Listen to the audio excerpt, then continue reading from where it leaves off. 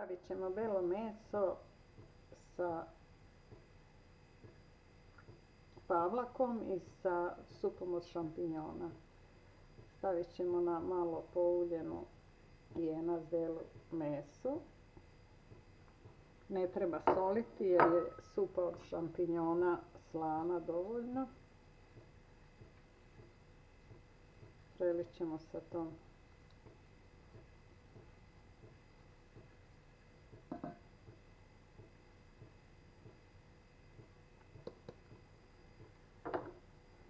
preko toga ćemo staviti pavlaku i staviti sve u rednu na 180 stepeni da se zapeče nekih 20 minuta.